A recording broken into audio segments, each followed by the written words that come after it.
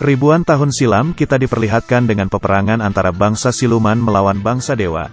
Bangsa siluman yang diketuai iblis kerbau berniat untuk merebut tahta dewa langit hingga terjadilah pertarungan yang sengit. Di sini para siluman mengerahkan banyak pasukan untuk menggempur istana langit. Hingga akhirnya para raja di kedua belah pihak pun turun tangan dan terjadi baku hantam yang sengit.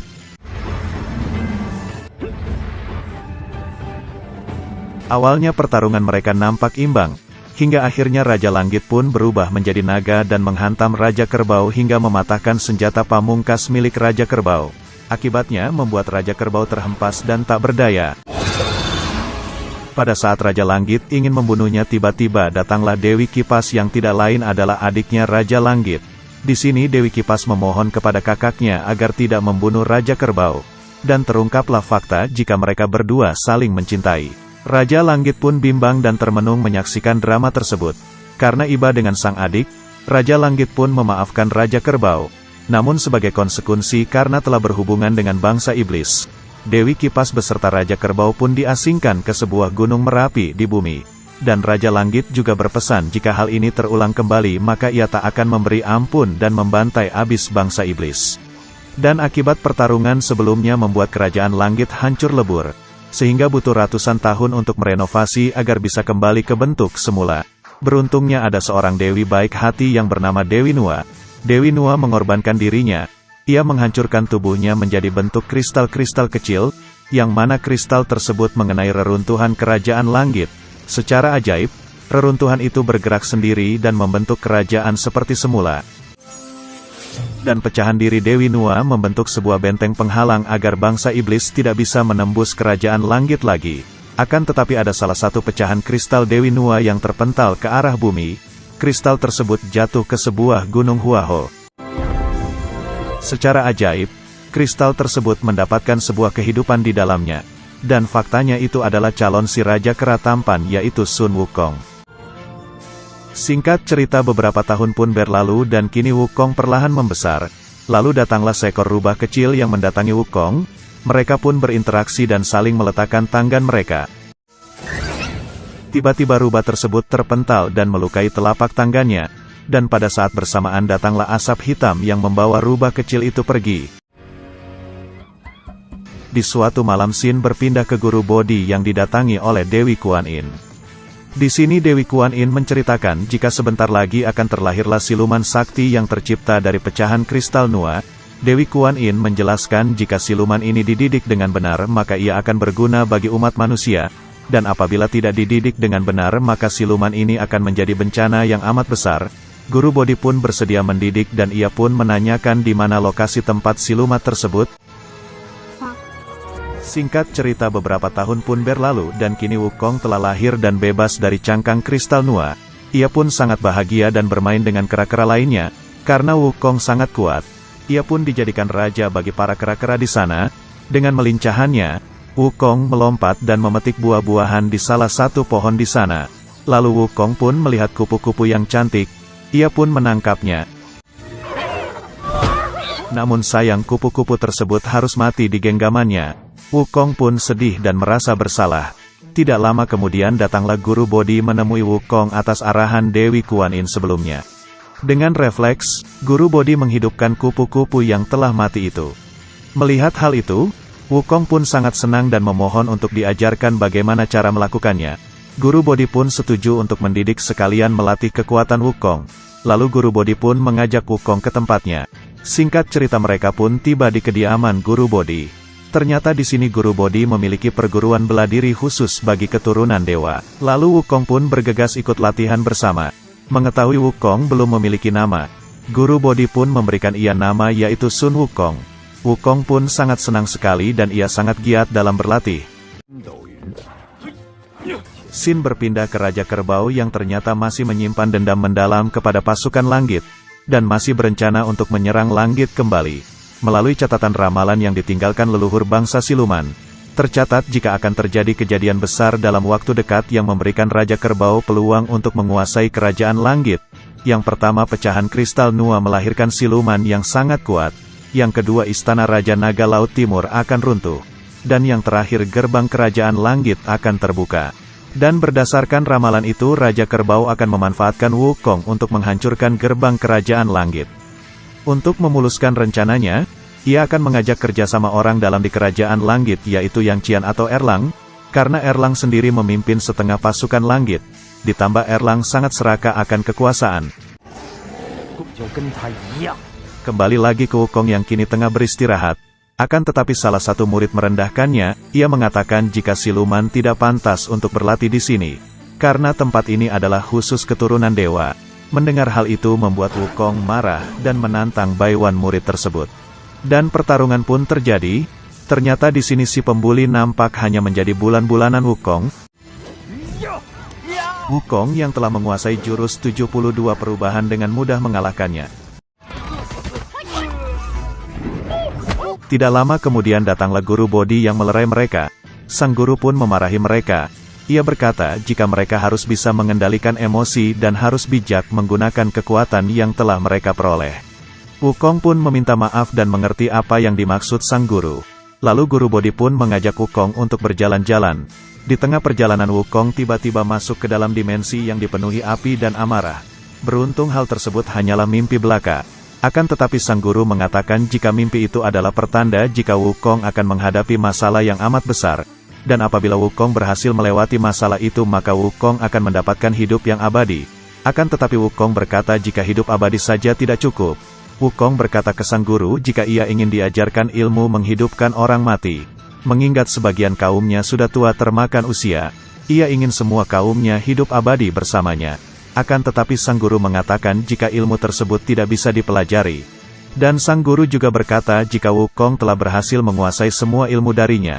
Dan sang guru memperbolehkan Wukong jika ingin kembali ke Gunung Huaho menemui kaumnya. Wukong pun senang dan bergegas pulang ke bumi. Sin kembali lagi ke Raja Kerbau yang kini mengadakan pertemuan dengan Dewa Erlang.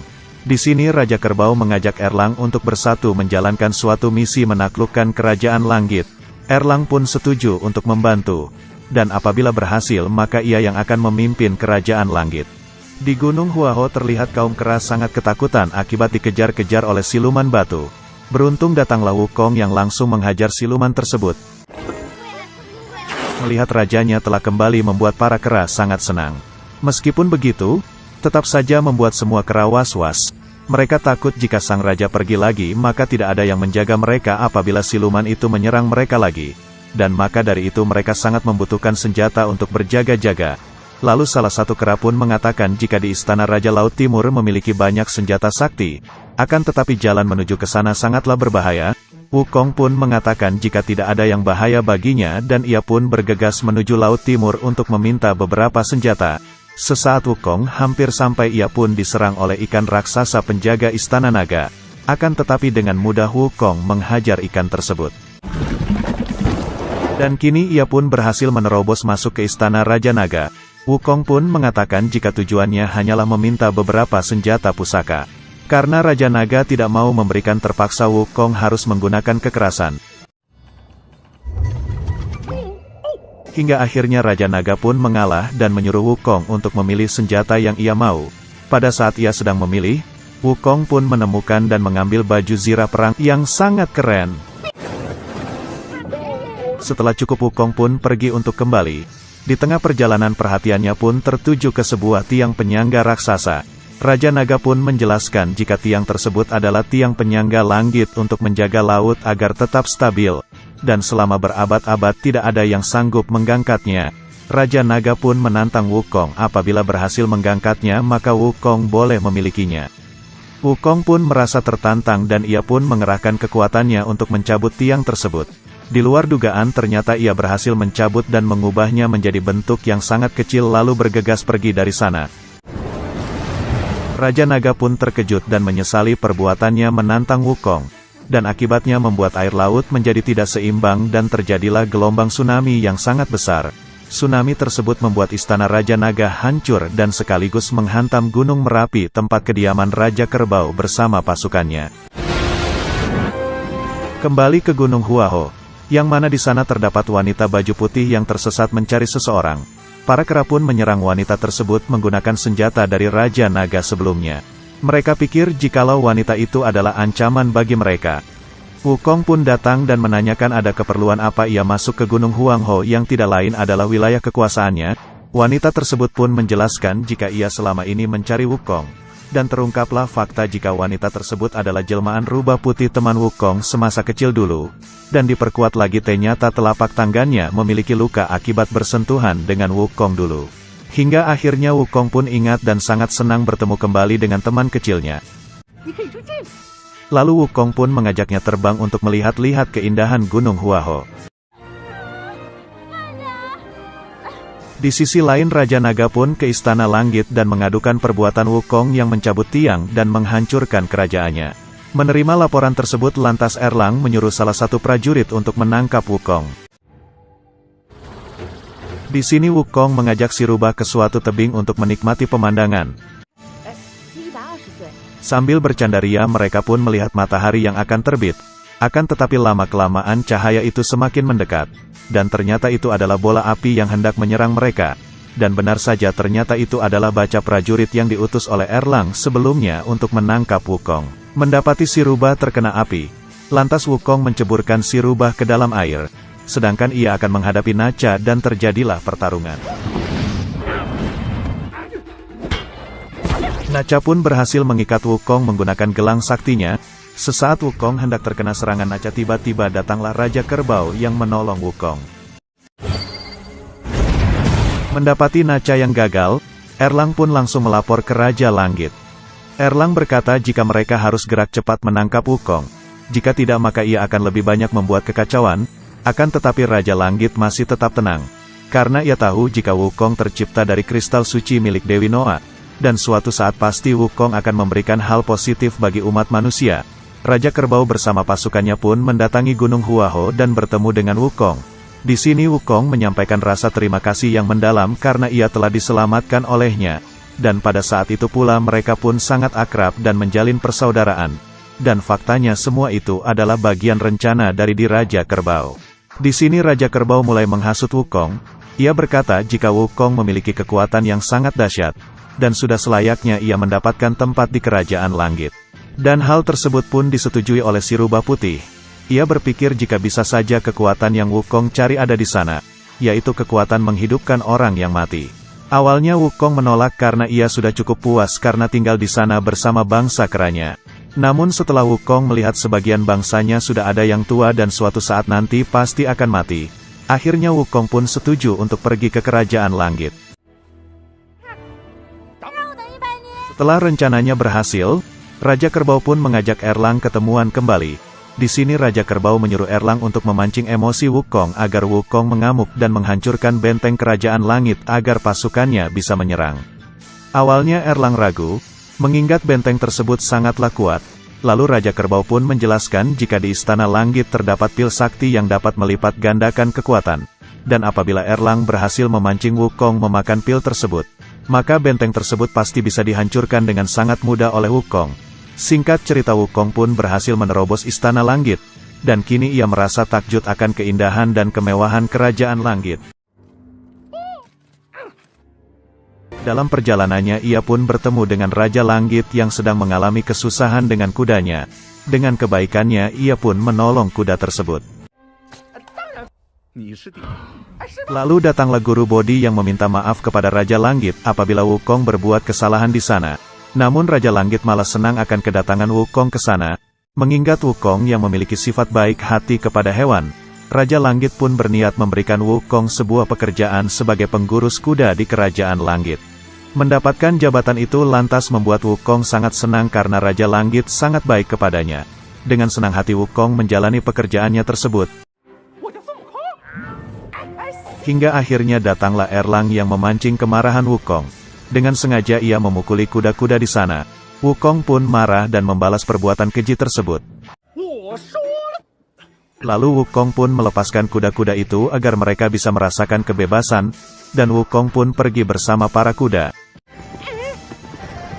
Di tengah perjalanan Wukong berhenti di salah satu kebun persik, yang di sana juga terdapat para bidadari kayangan yang sedang memanen buah tersebut. Dengan cepat, Wukong pun bergegas ke kebun tersebut untuk ia cicipi. Akan tetapi ia pun ketahuan oleh salah satu bidadari yang sedang manen. Dengan arogannya, bidadari tersebut membuli Wukong. Mereka berkata jika siluman seperti Wukong tidak pantas berada di sini. Wukong pun marah dan membekukan mereka dengan sihirnya lalu pergi. Erlang pun tiba dan membebaskan mereka dari sihir Wukong. Lalu Erlang juga menghasut para bidadari itu untuk melaporkan hal tersebut kepada Raja Langit. Namun ternyata sedari tadi Wukong di belakangnya dan langsung mencolok mata Erlang. Erlang pun marah dan mencoba menombak Wukong. Akan tetapi hal tersebut dihalangi oleh Raja Langit. Erlang pun ketakutan dan mencoba meminta maaf. Akan tetapi Raja Langit telah marah dan menjitak-jitak kepala Erlang. Erlang pun curiga. Dan benar saja ternyata ia adalah Wukong yang menyamar dan mengerjai Erlang. Setelah ketahuan, Wukong pun bergegas kabur dari sana. Xin berpindah ke Raja Kerbau bersama pasukannya yang menyusun rencana untuk menyerang Raja Langit kembali. Akan tetapi keinginannya tersebut dihalangi oleh istrinya yaitu Dewi Kipas. Menurutnya si suami belum saja berubah yang haus akan kekuasaan. Raja Kerbau pun tetap pada tujuannya. Dan berkata kepada istrinya jika ia tidak setuju maka ia boleh pulang kembali ke langit. Mendengar ucapan sang suami lantas membuat Dewi Kipas sedih. Untuk mencapai tujuannya Raja Kerbau pun menumbalkan pasukan silumannya untuk ditukar dengan senjata yang sangat sakti. Sedangkan Wukong, kini ia masih berlari dari kejaran Erlang yang mengejarnya. Di tengah perlarian, ia pun bertemu dengan salah satu dewi yang mengaku membuat ramuan yang bisa menghidupkan orang yang mati. Ramuan tersebut disimpan di dalam kendi raksasa di dalam kerajaan langit. Setelah menunjukkan lokasinya, perlahan dewi tersebut berubah ke bentuk aslinya yang ternyata itu adalah Erlang yang menyamar. Di sini Erlang berniat menyebak Wukong agar memakan pil tersebut. Supaya kekuatan Wukong bertambah yang mana nantinya akan mereka manfaatkan untuk menghancurkan benteng kerajaan langit. Sesuai rencananya dengan Raja Kerbau. Setibanya Wukong di sana, ia langsung diikat oleh Guru Boti. Menurutnya Wukong telah membuat kesalahan yang besar karena hendak mencuri pil sakti. Wukong pun menyangkalnya. Ia berkata jika ia telah dijebak oleh Erlang. Erlang pun tak mengaku dan menyiksa Wukong habis-habisan. Melihat kelemahan tali tersebut adalah api, lantas Wukong berniat menceburkan dirinya ke dalam kendi api tersebut. Guru Boti pun melarangnya, menurutnya hal tersebut dapat membunuhnya. Wukong pun tak peduli dan berkata hidup mati adalah pilihannya. Di dalam kendi ia bersusah payah untuk melepaskan diri dari tali tersebut. Beruntung hal tersebut berhasil dan ia menelan 3 pil sakti sekaligus. Dengan kekuatan yang overpower Wukong langsung memecahkan kendi tersebut. Setelah bebas, Wukong langsung menghajar Erlang secara membabi buta. Melihat muridnya berhasil selamat lantas membuat Guru Bodi nampak senang. Merasa bukan tandingannya, Erlang pun memutuskan untuk melarikan diri. Akan tetapi di sini Wukong lebih memilih tidak mengejar Erlang melainkan ia akan kembali ke Gunung Huaho. Setibanya di bumi lantas membuat Wukong terkejut bukan main. Karena Gunung Huaho telah hangus terbakar. Tak sampai di situ saja. Ternyata para kera dan si rubah putih juga telah tewas. Mendapati fakta itu lantas membuat Wukong sangat sedih. Mengingat merekalah satu-satunya keluarga yang ia miliki. Wukong pun mengerahkan semua kekuatannya untuk menghidupkan para kera. Namun sayang hal tersebut sia-sia saja. Dengan rasa sedih yang mendalam ia pun mengumpulkan, dan mengubur teman-temannya di satu liang lahat. Lalu datanglah Raja Kerbau yang langsung menunjukkan dalang di balik semua ini adalah pasukan langit.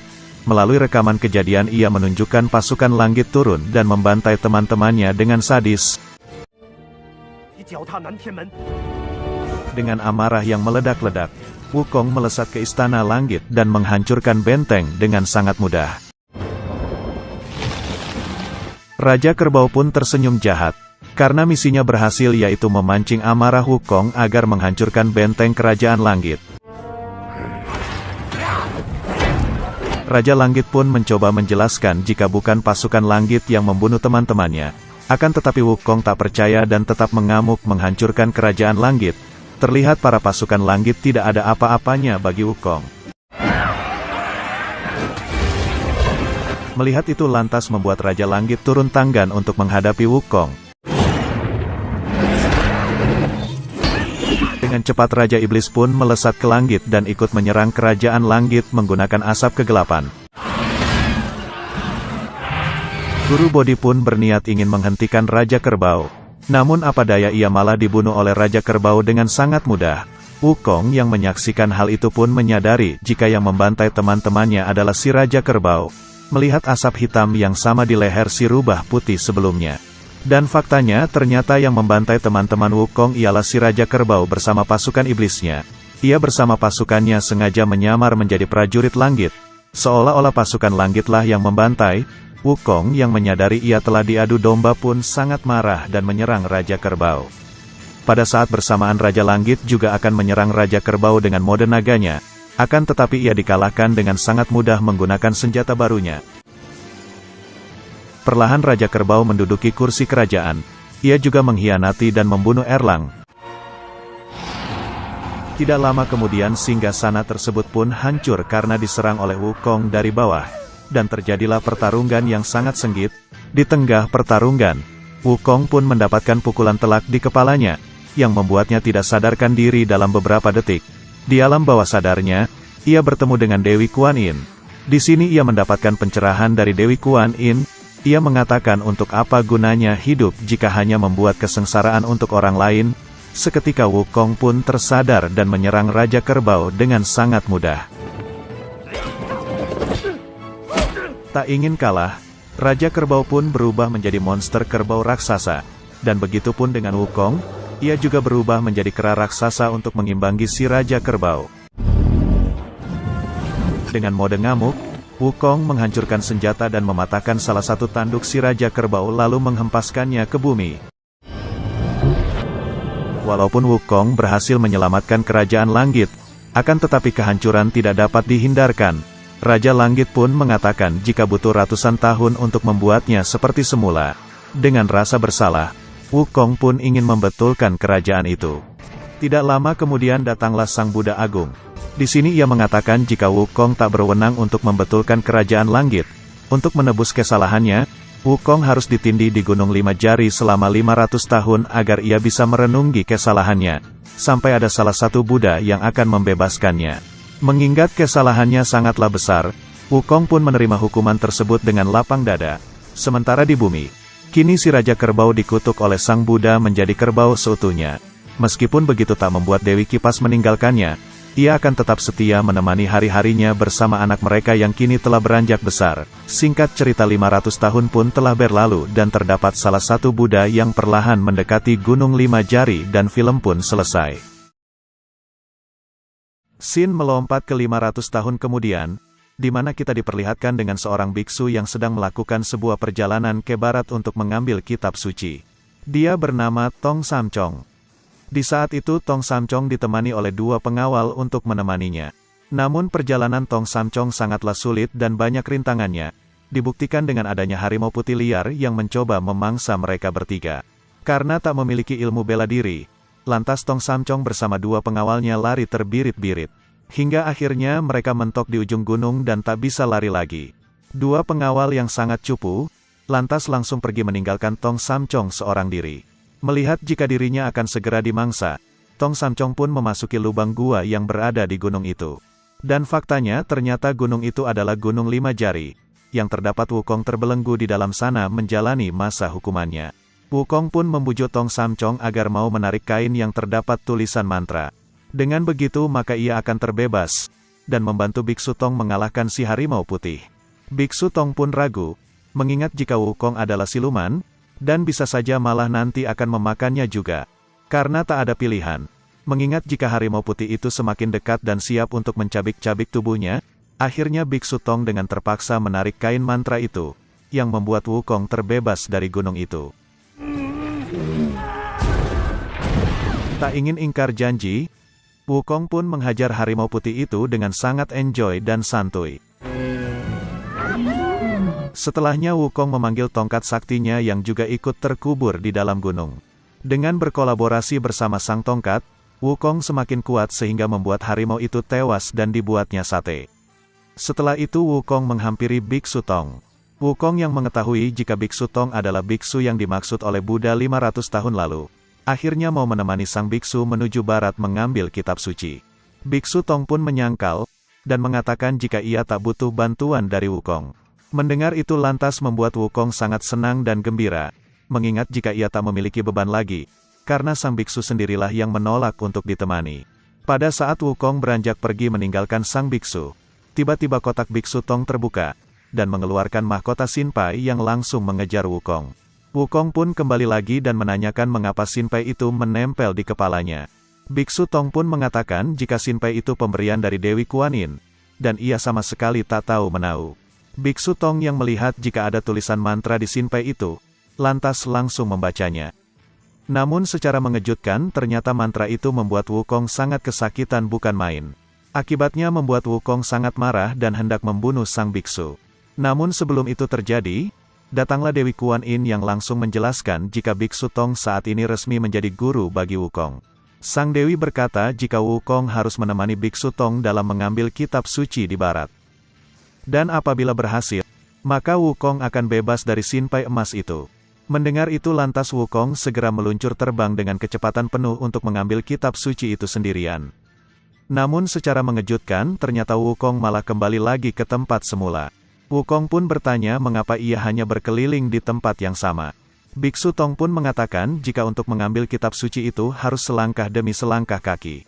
Pada saat sang biksu menjelaskan secara detail, tiba-tiba muncullah naga bir brand yang langsung menyerang mereka. Dengan refleks Wukong segera membawa biksu untuk diselamatkan. Namun malang bagi si kuda, ia langsung dilahap oleh sang naga. Wukong yang sangat sakti, lantas langsung menghajar dan menghempaskan sang naga hingga modiar. Dengan ilmu sihirnya, Wukong pun mengubah naga itu menjadi kuda putih yang ia lahap sebelumnya. Ia juga berkata jika bersedia menjadi murid dan menemani Biksu Tong ke barat. Singkat cerita mereka pun segera melakukan perjalanannya selangkah demi selangkah kaki. Hingga tibalah di mana mereka di suatu tempat yang terdapat candi kuno. Di sana Wukong bersama sang biksu melihat jika ada beberapa betina yang sedang dikejar-kejar oleh seorang pria. Wukong dengan mata batinnya melihat jika pria itu adalah seorang siluman babi yang sedang menyamar. Dengan sigap Wukong langsung menghajar siluman itu dengan membabi buta. Ia pun babak belur, dan berubah menjadi bentuk yang semula. Dia bernama Baji, atau biasa disebut dengan nama Cut Patkai. Namun ternyata di sana ada teman Patkai yang bernama Wuqing juga langsung ikut menyerang Wukong untuk membantu Patkai. Karena kekuatan mereka tak seimbang dengan Wukong, jelas Wukong lah yang berhasil memenangkan pertarungan itu. Pada saat Wukong hendak membunuh mereka berdua, datanglah Biksu Tong yang langsung menghentikannya. Kemudian Patkai dan Wuqing pun menjelaskan jika mereka berdua selama ini juga sedang menunggu seorang biksu suci yang akan ke barat. Bukan tanpa sebab, karena dahulu mereka berdua adalah seorang dewa kayangan yang dikutuk, dan dilempar ke bumi akibat telah membuat kesalahan. Mereka diberitahu oleh Dewi Kuan Yin untuk menjadi murid, dan menemani seorang biksu yang menuju ke barat untuk mengambil kitab suci. Apabila berhasil, maka mereka berdua akan menjadi manusia dan menjadi dewa kembali. Di sisi lain ternyata mereka sedang dipantau oleh Ratu Siluman Tengkorak Putih. Sang ratu berniat untuk memakan Biksu Tong demi mencapai keabadian. Dan faktanya ternyata selama ini ia memakan manusia lain untuk memperpanjang umurnya selagi menunggu waktu yang tepat memakan Biksu Tong. Ia pun mengerahkan para anak buahnya untuk segera menangkap sang biksu. Sin kembali lagi ke rombongan Biksu Tong yang telah tiba di suatu hutan rimbah yang dipenuhi kabut asap. Setelah cukup lama menyusuri hutan itu, akhirnya mereka bertemu dengan seorang nenek yang tinggal bersama dua anak gadisnya. Wukong yang curiga pun hendak menerawang mereka menggunakan mata batinnya. Namun dengan sigap si nenek melibaskan bajunya untuk mengganggu penglihatan Wukong. Dan faktanya ternyata sang nenek dan dua putrinya itu adalah jelmaan dari anak buah sang ratu. Wukong yang terganggu, alhasil belum bisa membuka kedok si nenek. Si nenek pun mengajak rombongan Wukong untuk masuk sembari mencari celah untuk menculik Biksu Tong. Berbeda dari Wukong yang masih curiga, Patkai malah terperdaya atas kecantikan kedua anak sang nenek. Dengan rasa kesaktian tingkat tinggi, Patkai pun segera mengejar anak si nenek. Melihat tingkah laku Patkai yang kurang sopan, Biksu Tong pun menyuruh Wuqing untuk segera mengejar Patkai. Kembali lagi ke Wukong yang masih terlihat kesakitan di area matanya akibat libasan dari si nenek. Si nenek pun menyuruh Wukong untuk membasuh matanya di sungai belakang rumah. Untuk berjaga-jaga atas keselamatan sang guru, Wukong pun membuat lingkaran pengusir setan dengan ilmunya untuk menjaga Biksu Tong. Sebelum pergi, Wukong sembari berkata secara bisik-bisik, jika sang guru tidak boleh meninggalkan lingkaran itu apapun yang terjadi. Benar saja, tidak jauh Wukong pergi, siluman itu langsung beraksi untuk menculik Biksu Tong. Namun akibat lingkaran sakti yang dibuat oleh Wukong, alhamdulillah sihir siluman itu tidak bisa menyentuh Biksu Tong. Tak kehabisan akal, siluman itu pun mencoba memperdaya Biksu Tong dengan cerita sedih yang ia alami. Ia bercerita jika dahulu mereka diusir tanpa sebab oleh warga desa, yang membuatnya berakhir di hutan ini. Biksu Tong yang tolol, akhirnya berhasil ditipu dan keluar dari lingkaran untuk menenangkan si nenek. Wukong yang baru selesai mencuci mata, langsung menggunakan mata batinnya untuk melihat wujud si nenek. Si nenek yang panik jika identitasnya telah terbongkar, langsung akting seperti sinetron Indosiar. Lalu dengan cepat ia bergegas kabur dari tubuh si nenek. Tak ingin melepaskan siluman itu begitu saja, Wukong pun mengejarnya kemanapun. Di tengah pengejarannya, Wukong melihat jika kedua siluman itu hendak memangsa Patkai dan Wuqing. Tak ingin ketahuan, Wukong menghajar mereka secara diam-diam. Namun hal itu ternyata hanyalah tipuan saja. Melihat Wukong yang sedang sibuk, sang ratu siluman segera kembali masuk ke dalam tubuh si nenek untuk segera ia memangsa Biksu Tong. Namun ternyata Wukong telah menyadari dan segera kembali lalu menghajar ratu siluman itu. Biksu Tong bersama Patkai dan Wuqing yang belum mengetahui apa-apa, lantas langsung memarahi Wukong habis-habisan. Wukong pun menjelaskan jika si nenek telah dirasuki oleh ratu siluman untuk mencelakai sang guru. Namun Biksu Tong tak percaya dengan kata-kata dari Wukong. Ia juga sembari membacakan mantra dari Sinpai Emas hingga membuat Wukong meraung kesakitan.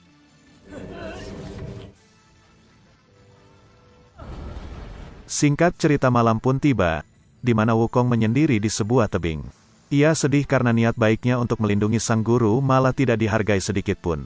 Tak lama kemudian datanglah Biksu Tong yang mencoba menenangkan hati Wukong.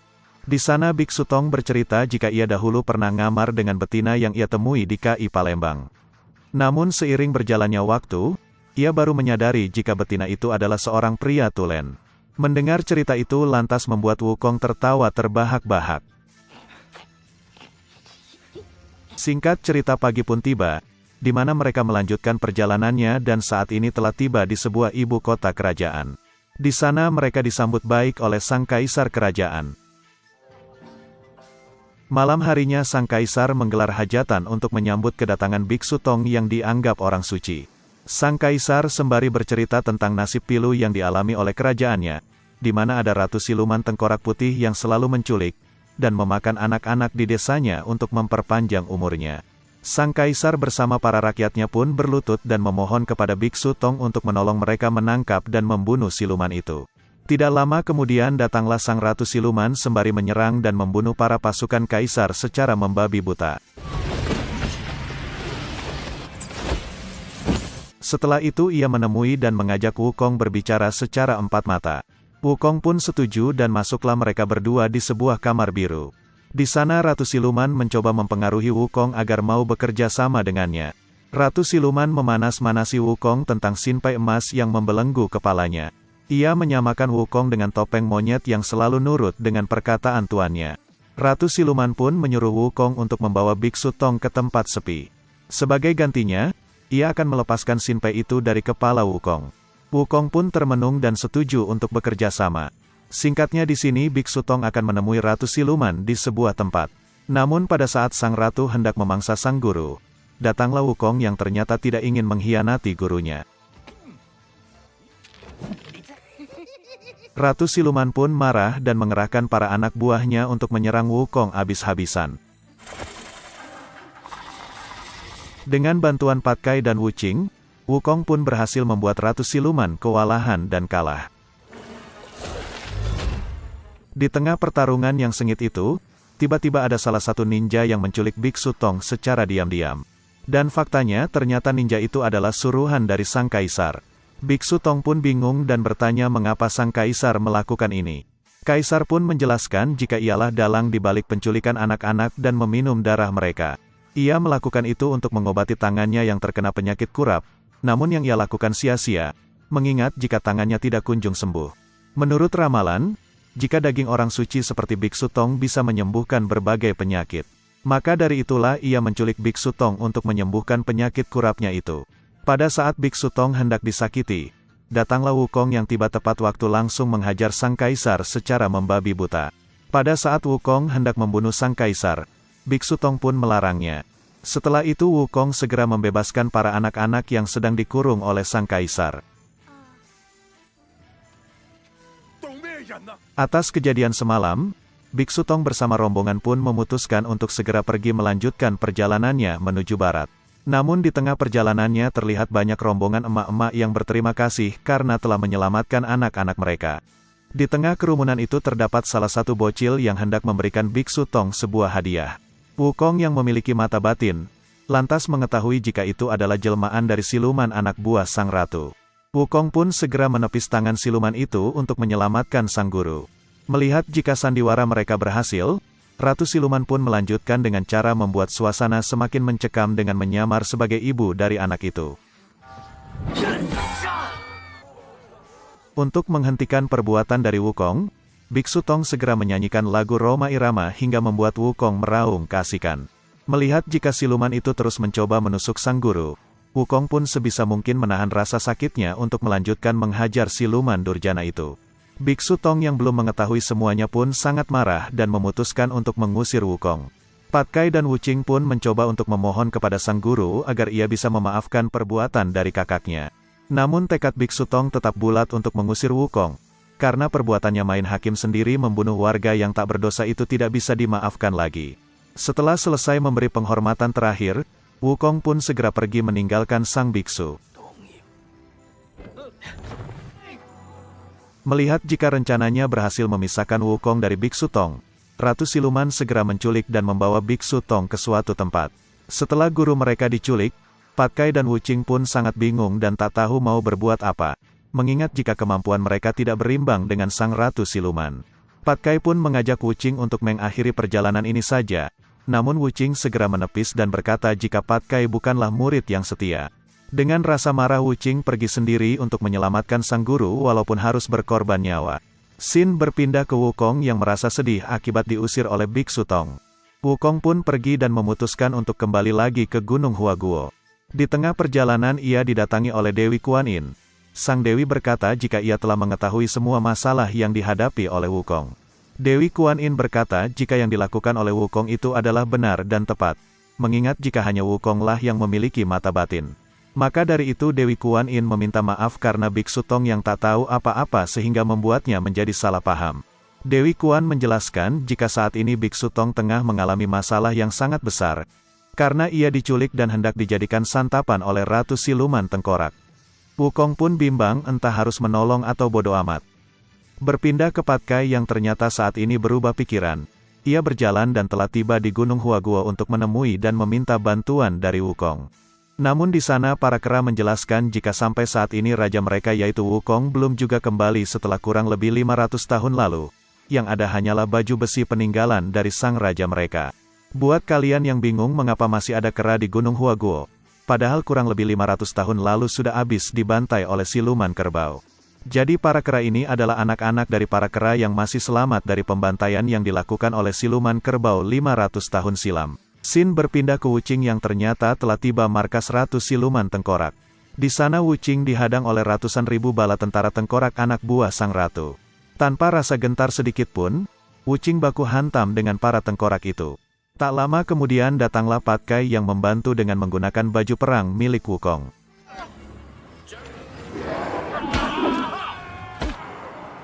Pada saat bersamaan, ternyata Ratu Siluman Tengkorak sudah mulai menghisap roh kehidupan Biksu Tong untuk mencapai keabadian.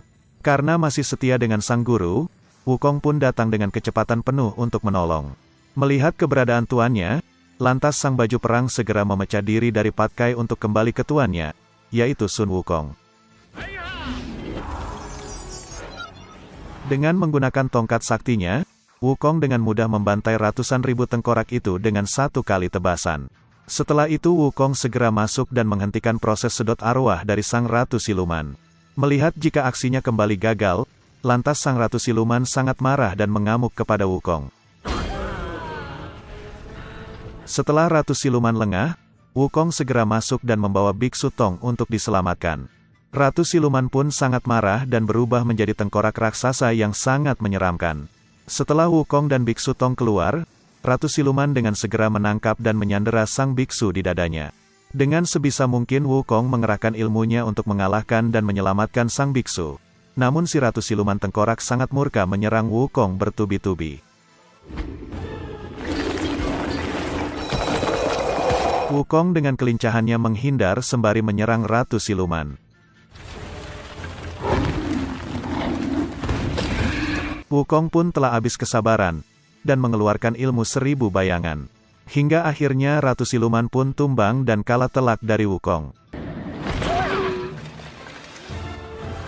Setelah kekalahan itu, akhirnya datanglah Sang Buddha Agung untuk melenyapkan roh Ratu Siluman Tengkorak untuk selama-lamanya, tanpa adanya proses reinkarnasi lagi.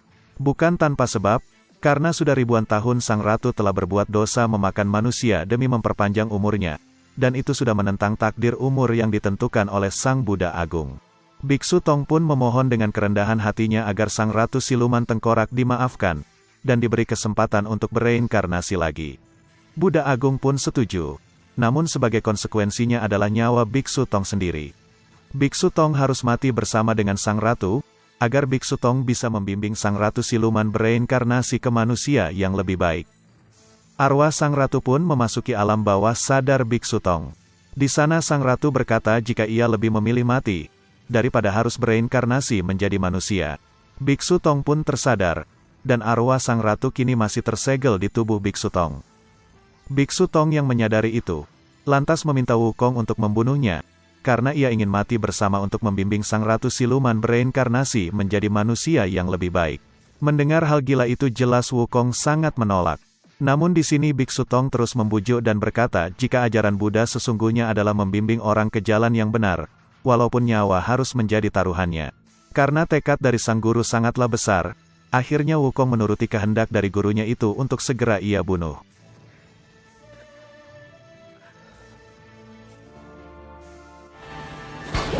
Biksu Tong yang kini telah tewas, akhirnya bertemu dan membimbing roh Ratu Siluman Tengkorak menuju reinkarnasi ke manusia yang lebih baik. Setelah gurunya mati, Wukong pun berjanji untuk terus menunggu dan tetap melanjutkan perjalanannya ke barat untuk mengambil kitab suci.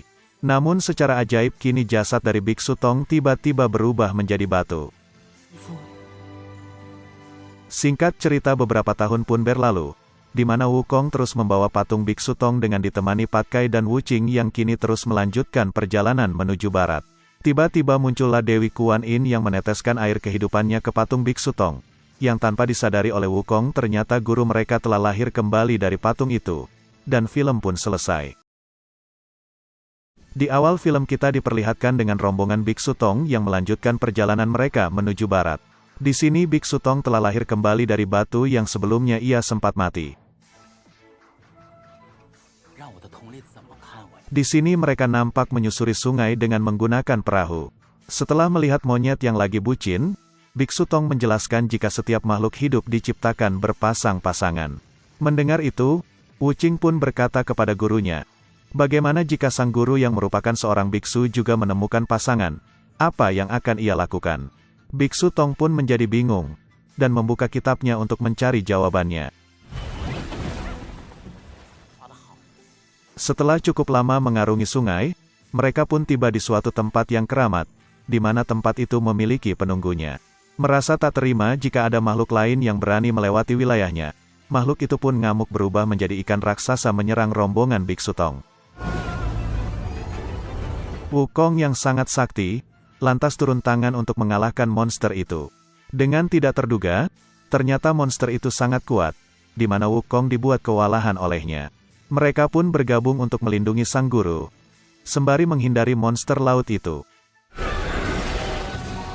Setelah tiba di suatu tempat, mereka tanpa sengaja menembus sebuah portal yang mengirim mereka ke kerajaan wanita. Pada saat jatuh itu, Biksu Tong tak sengaja bertemu dengan mantan saya.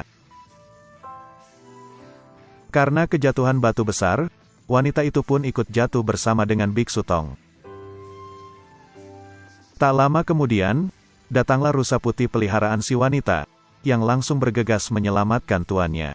Sedangkan Biksu Tong sendiri nyawanya masih dalam bahaya. Wukong yang telah tiba duluan, langsung terbang untuk menyelamatkan sang guru dari maut. Tak lama kemudian wanita itu pun datang kembali menemui mereka. Dengan rasa keheranan, wanita itu bertanya apakah mereka seorang pria. Setelah Biksu Tong menjelaskan jika mereka adalah pria tulen, wanita itu nampak senang, dan segera pergi dari sana dengan rasa gembira. Tak lama kemudian ia pun tiba di sebuah kerajaan. Dan faktanya ternyata wanita itu adalah seorang ratu di sana. Ia langsung menceritakan tentang apa yang baru saja ia temui di hutan. Dirinya merasa takjub, karena baru pertama kali melihat seorang pria selama hidupnya di kerajaan wanita. Tak ingin penasaran mereka lebih dalam, akhirnya sang ratu menyuruh para pengawalnya untuk membuka kertas ramalan tentang pria. Setelah membaca ramalan itu, mereka terkejut setelah membaca jika pria adalah seorang racun yang sangat berbahaya. Akan tetapi kertas itu memiliki bagian yang hilang, sehingga membuat sang ratu menjadi bimbang. Di tengah gundah gulana itu, datanglah sang Ibu Suri yang melanjutkan isi dari ramalan sesuai yang ia ketahui. Ibu Suri berkata jika pria adalah racun mematikan yang tidak memiliki penawarnya. Mereka mempunyai mulut manis penebar janji palsu, hingga mencapai tujuannya untuk membuat si wanita hamil. Bukannya bertanggung jawab, mereka malah pergi meninggalkan wanitanya untuk berjuang sendiri dalam merawat anaknya. Ibu Suri pun mewanti-wanti mereka. Apabila bertemu dengan pria, maka harus dibunuh, agar bisa terhindar dari bencana yang ia ceritakan sebelumnya. Balik lagi ke rombongan Biksu Tong yang sedang bingung mencari arah jalan yang pasti menuju ke barat. Tanpa disadari, ternyata Patkai mencar dari rombongan, untuk mengintip para wanita yang sedang mandi.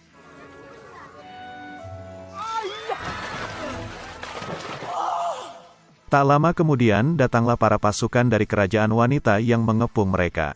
Pada saat Wukong akan menghabisi mereka semua, Biksu Tong melarangnya menggunakan cara kekerasan. Baru saja berucap satu kata, Biksu Tong langsung dihantam hingga pingsan. Seperti hewan buruan, mereka dikurung dalam jeruji besi untuk dibawa ke kerajaan.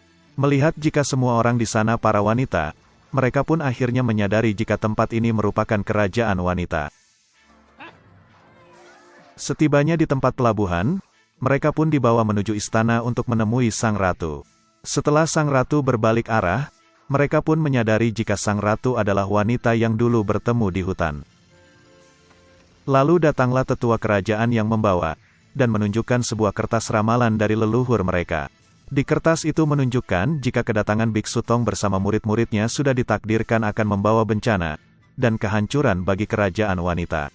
Untuk menghindari hal buruk itu, maka jalan satu-satunya dengan membunuh mereka semua. Pada saat mereka akan dibawa untuk langsung dieksekusi, sang ratu menahan mereka, karena ia akan menginterogasinya terlebih dahulu. Mendengar hal itu, jelas Wukong geram, dan akan beraksi menghabisi mereka semua. Namun di sana Biksu Tong melarang Wukong untuk melakukan itu. Singkat cerita malam pun tiba, di mana mereka dikurung dalam penjara untuk persiapan dieksekusi esok hari. Di sana Wukong menawarkan Biksu Tong untuk ia menghancurkan penjara itu. Setelah berpikir cukup lama, akhirnya Biksu Tong setuju, dan menyuruh Wukong untuk mengerahkan kekuatannya kabur dari sana. Di sisi lain, kita diperlihatkan dengan sang ratu yang ditemani keempat pengawalnya menuju penjara untuk menginterogasi rombongan Biksu Tong. Setelah Wukong berhasil membawa rombongannya kabur, ia terkejut ternyata kerajaan itu dilapisi perisai yang sangat kuat. Setelah berulang kali mencoba, akhirnya Wukong menyerah, dan mengajak kembali lagi ke penjara untuk memikirkan rencana selanjutnya. Setelah mereka berhasil masuk lagi, sang ratu bersama pasukannya kembali sadar dari pingsannya. Di sini sang ratu tak mengetahui jika yang membuat mereka pingsan sebelumnya adalah rombongan Biksu Tong, sehingga ia melanjutkan misinya untuk menginterogasi. Sang ratu bertanya, apakah mereka laki-laki yang jahat seperti yang tertulis di buku leluhur? Setelah Biksu Tong meyakinkan jika mereka tidak jahat, alhasil sang ratu jatuh hati, dan mengajak Biksu Tong untuk menikah dengannya. Namun di sini Biksu Tong menjelaskan secara halus, jika ia merupakan seorang biksu, yang memiliki tugas penting mengambil kitab suci di barat, untuk menghapuskan penderitaan umat manusia. Mendengar itu, sang ratu pun tak memaksa, dan berjanji akan membantu biksu keluar dari sini. Singkat cerita pagi pun tiba, di mana Biksu Tong bersama ketiga anak buahnya terikat di tiang untuk dieksekusi. Berdasarkan penjelasan dari Ibu Suri, menjadi seorang pria adalah kejahatan yang sangat besar, sehingga hukuman mati adalah yang paling tepat menurutnya. Di sisi lain, ternyata ada sang ratu yang menyamar menjadi Algojo untuk mengalihkan perhatian, agar para anak buahnya bisa mengganti anak panah Algojo dengan anak panah yang tumpul. Tidak itu saja, sang ratu juga menyuruh mereka untuk berpura-pura mati, dan mengajak mereka bertemu di bawah kaki gunung untuk mencari cara keluar dari kerajaan wanita. Namun ketika giliran Biksu Tong, ia tak mau berpura-pura mati, karena ia tak ingin berbohong. Dengan cepat, Wu Qing langsung menghantam pipi Biksu Tong dengan menggunakan batu. Sialnya bagi Pat Kai, di mana anak panahnya diganti dengan anak panah jumbo dan besar. Pat Kai pun bertanya, kenapa dirinya lain sendiri. Ibu Suri pun menjelaskan jika menjadi seorang pria memang kesalahan besar, namun menjadi pria jelek, itu kesalahannya berlipat-lipat ganda. Walaupun Pat Kai dihantam puluhan anak panah, namun di sini ia tak bisa mati begitu saja, karena ia adalah seorang siluman, sehingga dirinya tak bisa mati semudah itu. Setelah yakin jika mereka sudah tewas, Ibu Suri menyuruh prajurit untuk membuang mayat mereka ke tebing. Setelah rencananya berhasil, sang ratu langsung menyuruh para prajurit untuk membawa rombongan Biksu Tong ke goa bawah kaki gunung, karena di sana merupakan tempat keramat, sehingga orang lain tak bisa sembarang masuk. Setelah mereka sadar, sang ratu langsung menjelaskan jika dirinya juga tidak mengetahui cara keluar dari kerajaan wanita. Karena semenjak ia dilahirkan, ia tak pernah melihat pria, dan juga para penduduk kerajaan yang mencoba keluar dari sini. Apapun penjelasan mereka, Wukong tak peduli, karena ia yakin pasti ada cara untuk bisa keluar dari sini. Wukong pun mengajak mereka untuk mencari sisa kertas ramalan yang hilang di dalam gua itu. Ia meyakini jika di sisa potongan kertas ramalan, pasti ada cara untuk bisa keluar dari sini. Setelah cukup lama mencari-cari, akhirnya Wukong berhasil menemukannya di dalam sela-sela patung kepala Ibu Suri. Secara tidak terduga, ternyata kertas itu hidup, dan bisa berlari-lari untuk mempermainkan mereka. Akibat mereka terlalu ribut, membuat para binatang raksasa penunggu gua itu terbangun, dan menyerang mereka. Wukong bersama Pat Kai dan Wu Qing, dengan dibantu oleh prajurit sang ratu, mencoba melawan mereka dengan segala kemampuan. Tidak hanya tangguh, ternyata binatang itu sangat keras, hingga membuat mereka kesulitan membunuhnya. Setelah cukup lama main kejar-kejaran, akhirnya sang ratu berhasil menangkap si kertas. Walaupun begitu, si kertas tak mau menyerah, dan membuang tulisannya ke dalam sumur mata air di sana. Secara refleks, Biksu Tong bersama Wu Qing dan Pat Kai nyebur ke dalam sumur itu untuk menyelamatkan tulisannya. Setelah berhasil menyelamatkan tulisannya, mereka membacanya. Berdasarkan dari tulisan di buku itu, ia menjelaskan jika ingin keluar dari kerajaan wanita, maka orang tersebut harus bisa memahami apa artinya cinta. Mendengar itu, mereka pun bingung karena tak tahu apa artinya. Kemudian salah satu prajurit berkata jika ia pernah mendengar kisah percintaan di kerajaan wanita. Beberapa tahun lalu, ada seorang wanita cantik yang penasaran dengan apa yang ada di luar dinding kerajaan wanita. Ia menyentuh, dan secara kebetulan di luar ada pria monster laut yang bisa melihat dirinya. Mereka pun saling berkomunikasi lewat perasaan. Dan tumbuhlah benih-benih cinta di antara mereka berdua. Hari demi hari si wanita selalu datang ke lokasi untuk menemui pujaan hatinya. Namun suatu ketika, ada urusan yang membuat si wanita tak bisa lagi melanjutkan hubungan mereka. Ia pun meninggalkan pria laut, sehingga membuatnya sangat sedih dan hancur. Walaupun begitu, ia terus menunggu kedatangan si wanita di tempat mereka pertama kali bertemu. Seiring waktu berjalan, tidak diketahui pasti bagaimana akhir kisah cinta mereka berdua. Tiba-tiba, Biksu Tong bersama Pat Kai dan Wu Qing, perutnya mengalami pembesaran layaknya wanita hamil. Dan faktanya, ternyata mereka benar-benar hamil, akibat tidak sengaja meminum air sumur sebelumnya. Diketahui ternyata air di sumur itu adalah mata air ibu dan anak. Itulah sebabnya orang di kerajaan wanita ini bisa hamil, walaupun tidak adanya laki-laki di kerajaan mereka.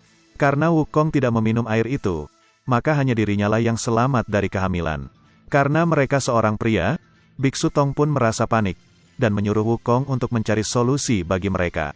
Karena menurut penjelasan dari sang ratu, mereka hanya butuh 9 hari saja untuk bisa melahirkan. Di sela-sela kepanikan itu, salah satu prajurit berkata jika di kerajaan wanita juga memiliki air penggugur kandungan. Setelah diberitahu tempat untuk mendapatkannya, Wukong dengan segera pergi ke lokasi untuk mengambilnya. Di sana Wukong menemui orang petapa Goa yang tahu soal air keguguran. Setelah orang itu berbalik, ternyata dia adalah seorang banci kaleng. Setelah mendengar maksud dan tujuan Wukong ke sini, sang petapa menjelaskan jika ingin mengambil mata air keguguran, dibutuhkan waktu yang sangat lama hingga ratusan tahun lamanya. Balik lagi ke Biksu Tong yang sangat sedih dan tidak terima jika ia akan mempunyai anak, karena tugasnya masih ada untuk mengambil kitab suci di barat. Sang ratu pun menjelaskan secara perlahan, jika hamil bukanlah dosa besar, karena jika sang biksu menggugurkannya, itu sama saja ia membunuh manusia. Karena bagaimanapun juga, bayi di janin sang biksu pun berhak untuk hidup.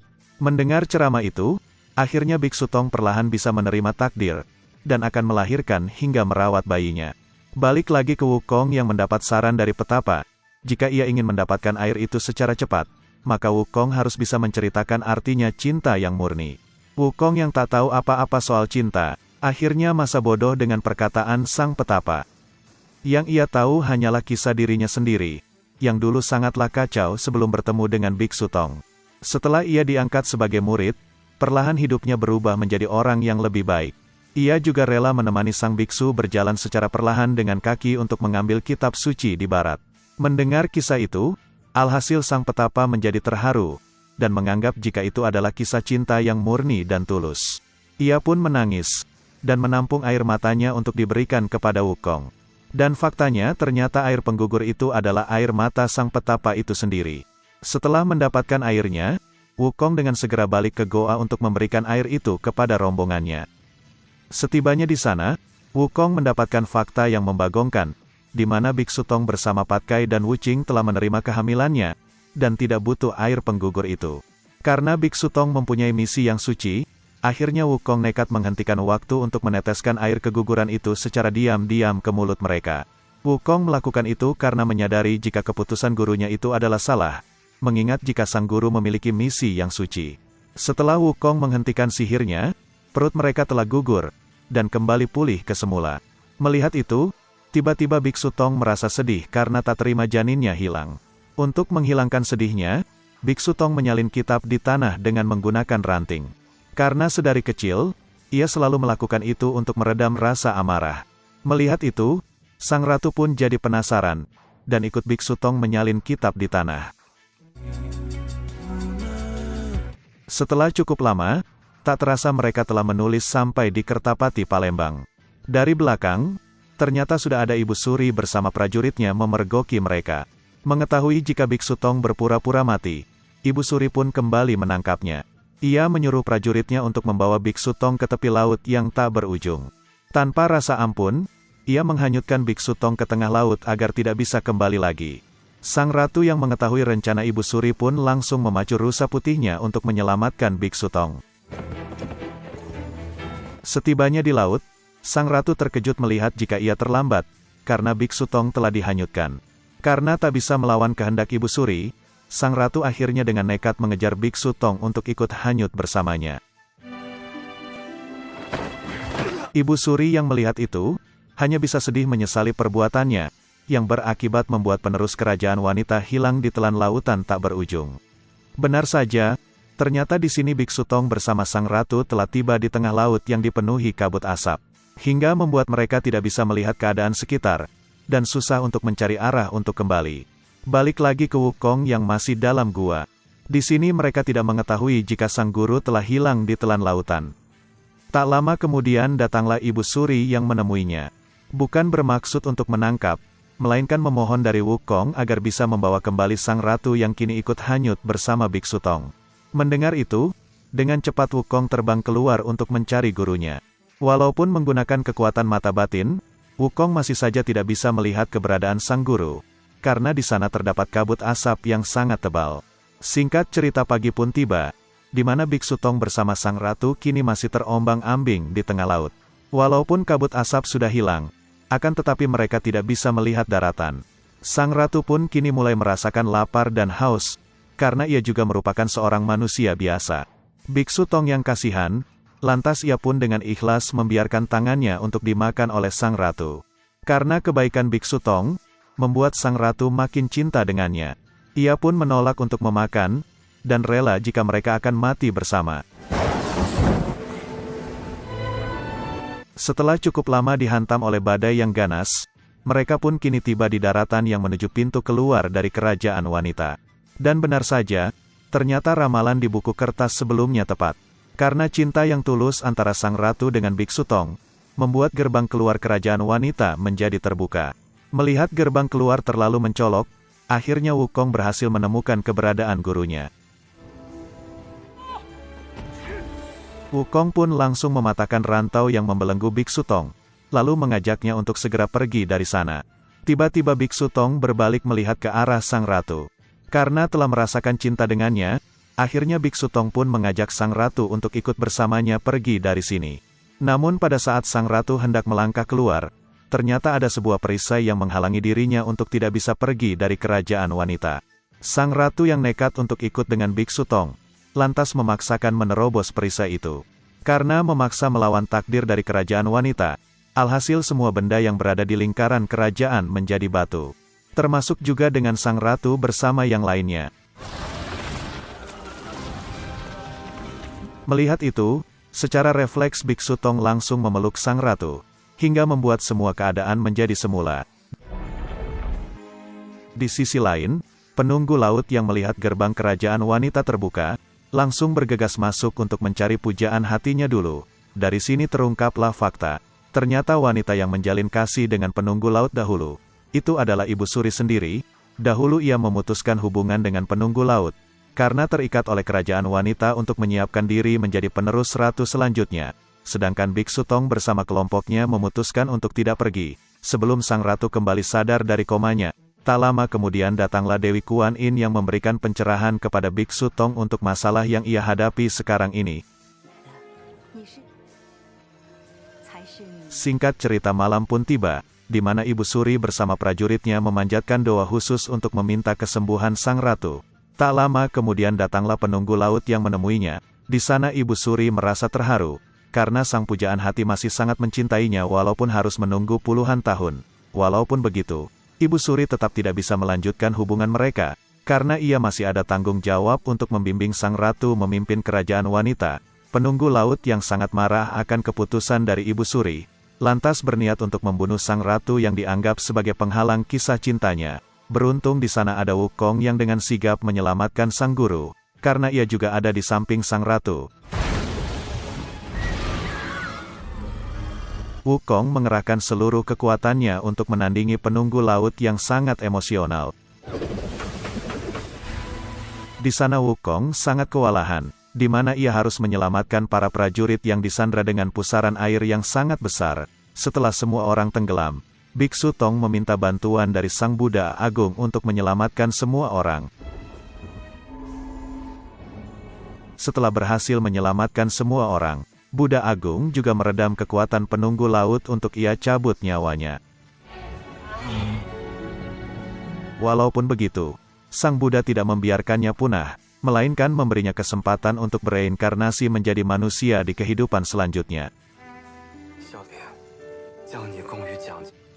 Setelah kerajaan wanita porak-poranda, kini situasi mulai membaik, dan kerajaan wanita perlahan menjalani pemulihan. Setelah sang ratu kembali sehat, kini ia mengantar rombongan Biksu Tong untuk keluar dari kerajaan wanita, untuk kembali mengemban misi ke barat mengambil kitab suci. Sedangkan sang ratu harus kuat menerima takdir kehilangan cinta pertamanya. Karena bagaimanapun juga, ia memiliki tanggung jawab untuk memimpin kerajaan ini di masa depan. Setelah rombongan Biksu Tong keluar dari sana, perlahan pintu kerajaan kembali menghilang. Biksu Tong bersama rombongannya pun kembali melanjutkan perjalanan mereka untuk mengambil kitab suci di barat, dan film pun bersambung.